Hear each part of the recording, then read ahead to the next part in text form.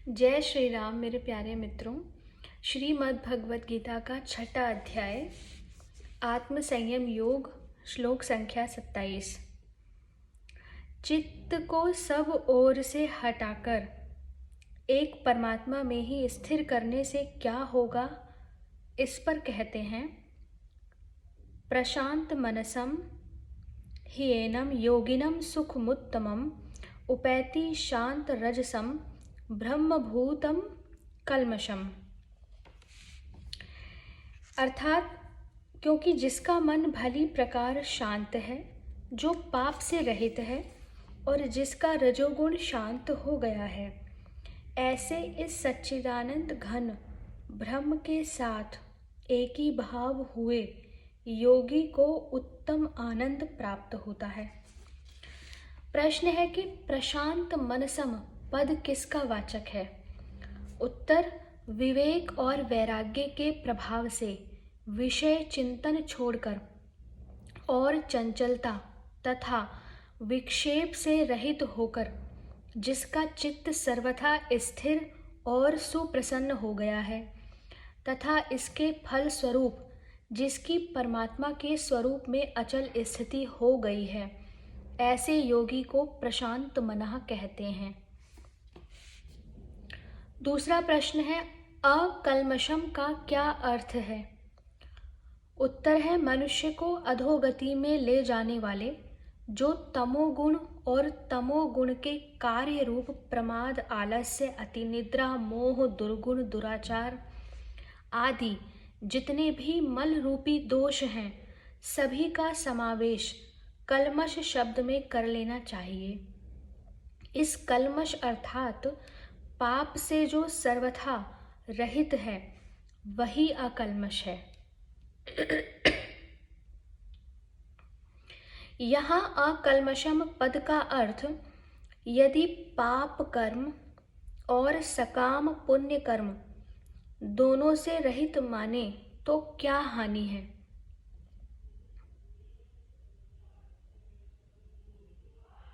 उत्तर है कि सकाम पुण्य कर्मों का अभाव शांत रजसम पद में आ जाता है, इसलिए अकल्मषम पद से केवल पाप कर्म का अभाव मानना चाहिए। प्रश्न है कि शांत रजसम पद किसका वाचक है? उत्तर है, आसक्ति, स्पृहा, कामना, लोभ, तृष्णा और सकाम कर्म, इन सब की रजोगुण से ही उत्पत्ति होती है और यही रजोगुण को बढ़ाते भी हैं।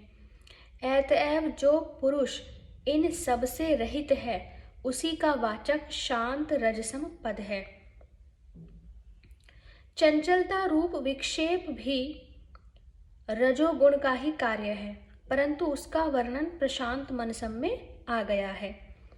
प्रश्न है कि ब्रह्मभूतम का क्या अर्थ है?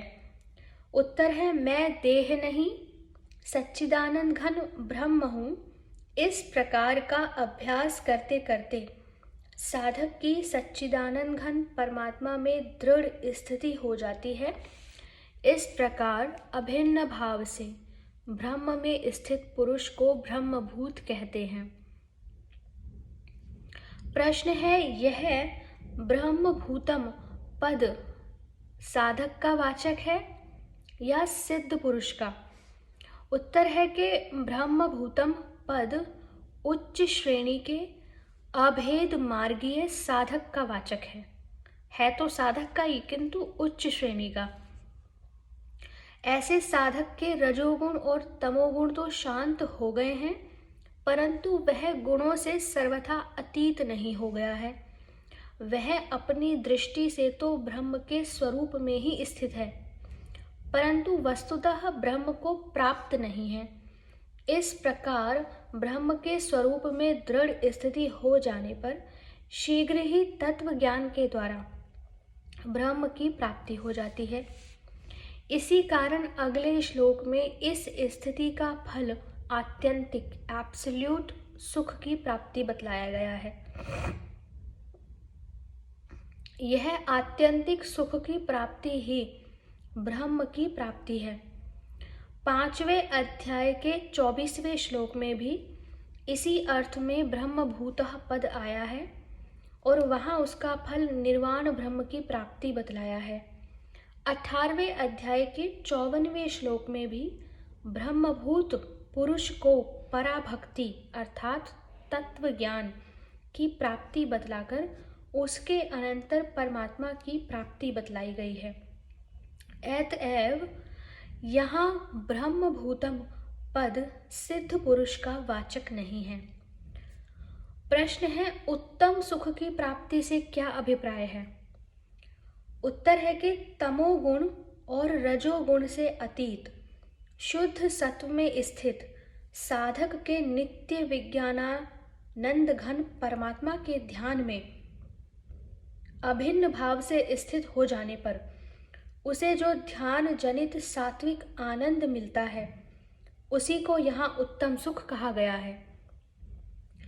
5वें अध्याय के 21वें के पूर्वार्ध में जिसे सुख कहा गया है तथा 24वें श्लोक में जिसे अंतः सुख कहा गया है उसी का पर्यायवाची शब्द यहाँ उत्तम सुख है।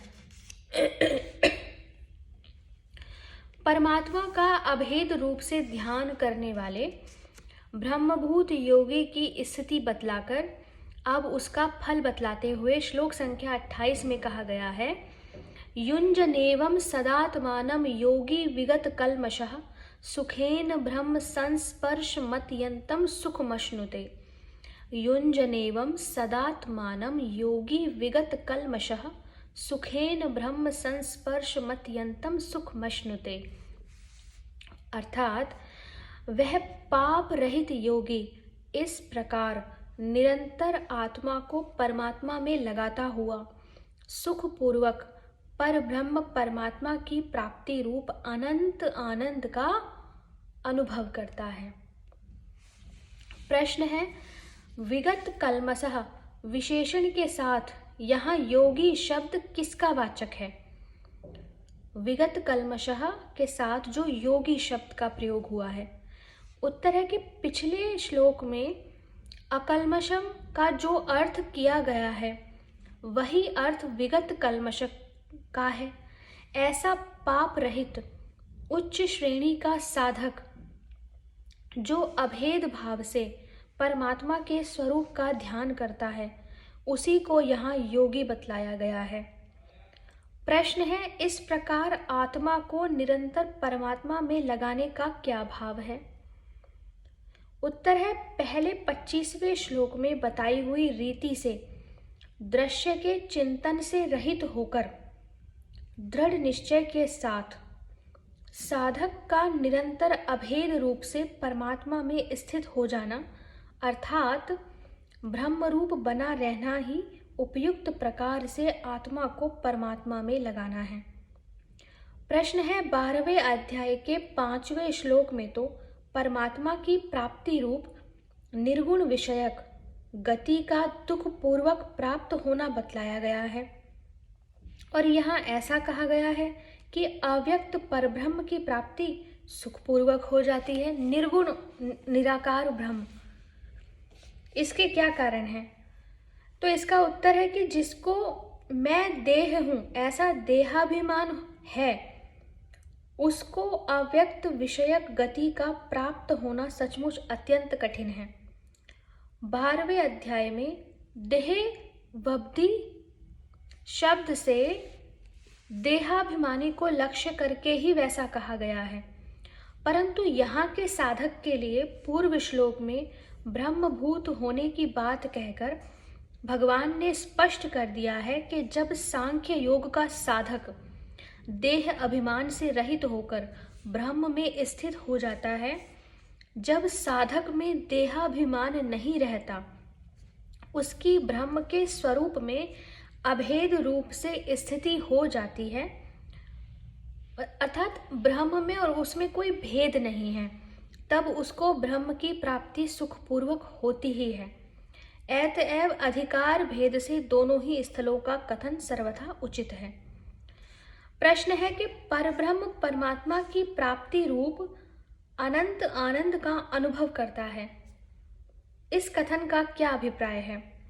उत्तर है कि जगत में जितने भी बड़े से बड़े सुख माने जाते हैं वास्तव में उनमें सच्चा सुख कोई है ही नहीं, क्योंकि उनमें एक भी ऐसा नहीं है जो सबसे बढ़कर महान हो और नित्य एक सा बना रहे।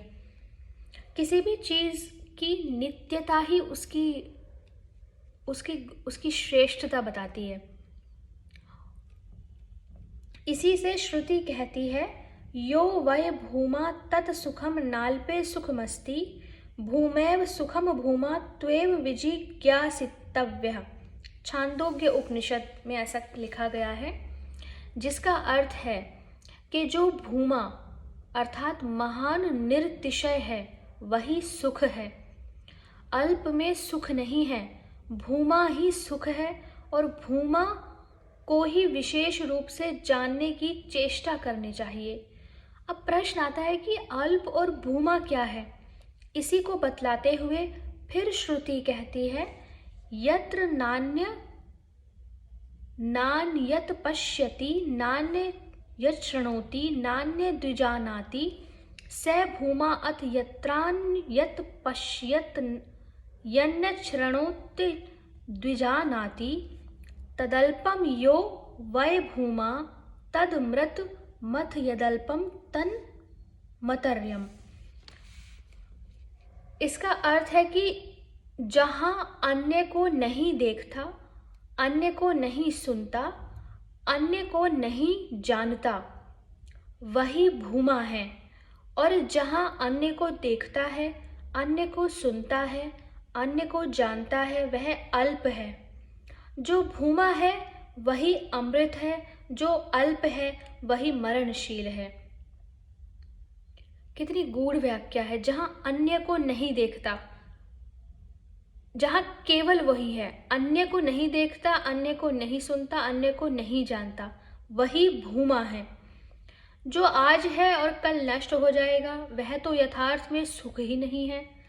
परंतु यदि उसको किसी अंश में सुख माने भी तो वह अत्यंत ही तुच्छ और नगण्य है। महर्षि याज्ञवल्क्य के सुखों का तुलनात्मक विवेचन करते हुए कहते हैं, समस्त भूमंडल का साम्राज्य, मनुष्य लोक का पूर्ण ऐश्वर्य, स्त्री पुत्र, धन जमीन, स्वास्थ्य, सम्मान, कीर्ति आदि समस्त भोग्य पदार्थ जिसको प्राप्त हैं, वह मनुष्यों में सबसे बढ़कर सुखी है, क्योंकि मनुष्यों का यही परम आनंद है। उससे 100 गुना पितृलोक का आनंद है, उससे 100 गुना गंधर्वलोक का आनंद है, उससे 100 गुना अपने कर्म फल से देवता बने हुए लोगों का आनंद है, उससे 100 गुना आजान देवताओं का आनंद है, उससे 100 गुना प्रजापति लोक का आनंद है, और उससे 100 गुना ब्रह्मलोक का आनंद है। वही पाप रहित अकाम श्रोत्रिय का परम आनंद है, क्योंकि तृष्णा रहित श्रोत्रिय प्रत्यक्ष ब्रह्मलोक ही है। जो ब्रह्म को साक्षात प्राप्त है, उसको तो वह अनंत असीम अचिंत्य आनंद प्राप्त है, जिसकी किसी के साथ तुलना ही नहीं हो सकती। ऐसा वह निर्तिशीय आनंद परब्रह्म परमात्मा को प्राप्त पुरुष का अपना स्वरूप ही होता है। यही इस कथन का अभिप्राय है। इसी अनंत आनंद में आनंद को 21वें श्लोक में आत्यंतिक सुख और 5वें अध्याय के 21वें श्लोक में अक्षय सुख बतलाया गया है। श्लोक संख्या 29 से आगे की वीडियो में पढ़ेंगे। हरे कृष्णा।